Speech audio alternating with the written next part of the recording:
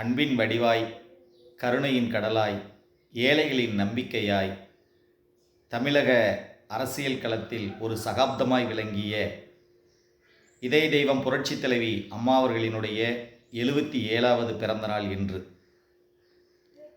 அவர் வெறும் சாதாரண அரசியல்வாதி மட்டுமல்ல, ஏழை எளிய மக்களினுடைய, அடித்தட்டு மக்களினுடைய, விளிம்பு நிலை மக்களினுடைய வாழ்வாதாரத்தை மேம்படுத்துவதற்காக போராடிய ஒரு சமூக போராளி.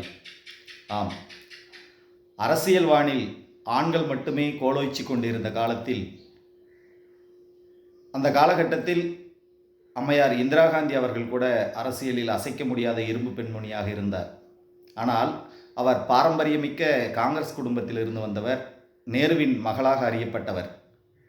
ஆனால் எவ்வித பின்புலமும் இல்லாமல் தன்னுடைய திறமையை மட்டுமே கொண்டு ஒட்டுமொத்த தமிழக மக்களினுடைய இதயங்களில் சிம்மாசனமிட்டு அமர்ந்தவர்தான் புரட்சி தலைவி அம்மா அவர்கள். அம்மா அவர்கள் அடிக்கடி ஒரு வார்த்தையை கூறுவார்கள், நான் நெருப்பாற்றில் நீந்தி வந்திருக்கிறேன் என்று. உண்மைதான்.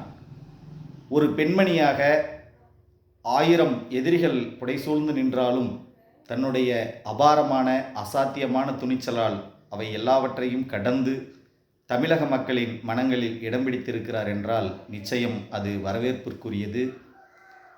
அவர் தமிழகத்தினுடைய ஒரு சகாப்தமாகவே இருந்திருக்கிறார். புரட்சி தலைவி அம்மா அவர்களினுடைய பெயர் இல்லாமல் தமிழகத்தின் வரலாற்றை நிச்சயமாக எழுத முடியாது. எண்ணற்ற மக்கள் நலத்திட்டங்கள். இன்று இந்திய அளவில் தமிழகம் வளர்ச்சியடைந்த மாநிலமாக, ஒரு முன்னோடி மாநிலமாக இருக்கிறது என்றால் அதற்கு புரட்சி தலைவி அம்மா அவர்கள் போட்ட விதைதான் காரணம். எத்தனையோ திட்டங்கள், மக்கள் நலன் சார்ந்த திட்டங்கள், உற்பத்தியை பெருக்குவதற்கான திட்டங்கள், தொழில்துறையை மேம்படுத்துவதற்கான திட்டங்கள். குறிப்பாக சொல்ல வேண்டுமென்றால், இந்தியாவிலேயே தமிழகத்தை மின்மிகை மாநிலமாக மாற்றியவர் புரட்சி தலைவி அம்மா அவர்கள். தொலைநோக்கு பார்வையோடு சிந்திப்பவர். எதையுமே எதிர்வரும் நாட்களில், எதிர்காலத்தில் இந்தியா சிறப்பாக இருக்க வேண்டும், எதிர்காலத்தில் தமிழகம் வளர்ச்சியடைந்த மாநிலமாக இருக்க வேண்டும் என்பதற்காக ஒவ்வொரு விஷயத்தையும் திட்டமிட்டு செயல்படுத்தக்கூடியவர். அதேபோல தமிழகத்தின் உரிமைகளை எந்த இடத்திலுமே விட்டு கொடுக்காதவர். பெருமனே தமிழினுடைய பெருமைகளை தமிழ் என்று பேசுவதை விட்டுவிட்டு தமிழகத்தினுடைய ஜீவாதாரமான பிரச்சனை காவிரி நதிநீர் பிரச்சனை. அந்த காவிரி நதிநீர் பிரச்சனையில் எல்லோரும் வெறும் அறிக்கைகளை மட்டுமே விட்டு கொண்டிருந்த நேரத்தில் ஒரு மிகப்பெரிய சட்ட போராட்டத்தை நடத்தி உச்சநீதிமன்றம் வரை சென்று தமிழகத்தினுடைய உரிமையை நிலைநாட்டியவர். காவிரி ஒழுங்குமுறை ஆணையத்தை அமைத்தவர். காவிரி மேலாண்மை வாரியத்தை அமைத்து அதை அரசிதழில் இடம்பெறச் செய்து அதற்கு ஒரு சட்ட பாதுகாப்பினை வழங்கியவர் புரட்சி தலைவி அம்மா அவர்கள். அதேபோல 69% இடஒதுக்கீடு இந்தியாவில் இதுவரை எந்த முதல்வரும் செய்யாத ஒரு மிகப்பெரிய அரிய சாதனை.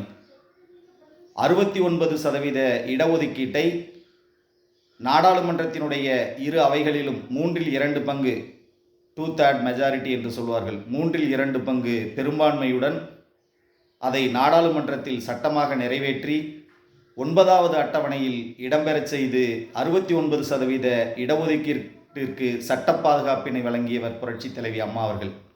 இன்னும் சொல்ல வேண்டுமானால் எத்தனையோ விஷயங்களை சொல்லிக்கொண்டே செல்லலாம். ஆனால் இந்த நாளும் போதாது, இந்த யுகமும் போதாது. அந்த அளவிற்கு தமிழோடும், தமிழ் மக்களின் இதயங்களோடும், ஏழை எளிய மக்களின் மனங்களில் என்றும் சிம்மாசனமிட்டு அமர்ந்து கொண்டு இதய தெய்வமாக வாழ்ந்து கொண்டிருக்கின்ற புரட்சி தலைவி அம்மா அவர்களினுடைய இந்த 77வது பிறந்த தினத்தில் அவரை போற்றி வணங்குவதில் பெருமிதம் கொள்கிறேன்.